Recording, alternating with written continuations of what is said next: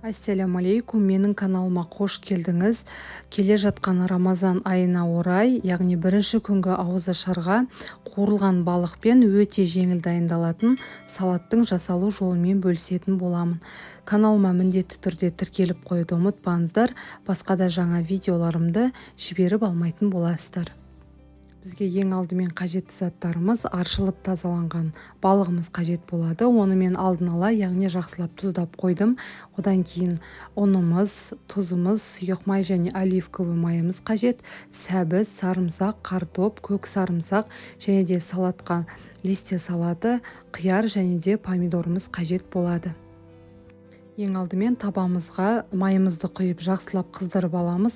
Одан кейін осылай балығымызды ұнымызға осылай екі жағына аударып, жақсылап қызартып қуырып алатын боламыз. Одан кейін көк сарымсағымызды осылай ұсақтап дайындап қоямыз. Одан кейін кәдімгі сарымсағымызды алып, осылай қатты ұсақ қылмай орташа бөліктерге бөліп турап алатын боламыз. Картопымызды тек қана екі бөлікке бөліп қана турап аламыз. Сәбізімізді видеода көріп тұрғандарыңыздай өте ұсақ қылмай орташа көлемде, яғни төртбұрыштап турап аламыз. Келесі қызып тұрған табамызға майымызды құйып, сарымсағымызды кішкене қуырып алатын боламыз. Одан кейін сәбізімізді дәміне қарай кішкене тұзымызды салып, араластырып, картопымызды салып, барлығын жақсылап араластырамыз. Одан кейін кішкене қуырылғанша бетін жауып қоятын боламыз.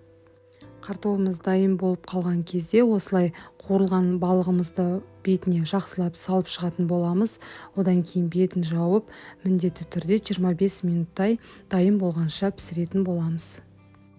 Тамағымыз дайын болғанша енді салатты жасауға кірісетін боламыз. Листья салатты жаңа видеода көргендеріңіздей қолымызбен жақсылап турап аламыз. Одан кейін қиярымызды осылай ұзынша етіп турап аламыз. Келесі қызанағымызды төртбұрыштап үлкендеу етіп турап аламыз. Одан кейін оливковый майымызды осылай бетіне сеуіп, дәміне қарай тұзымызды салып, жақсылап араластырамыз.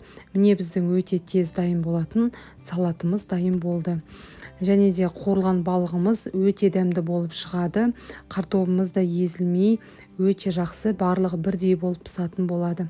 Міндетті түрде жасап көріңіз. Ұстаған оразаларыңыз қабыл болсын, барлығыңызға ас болсын.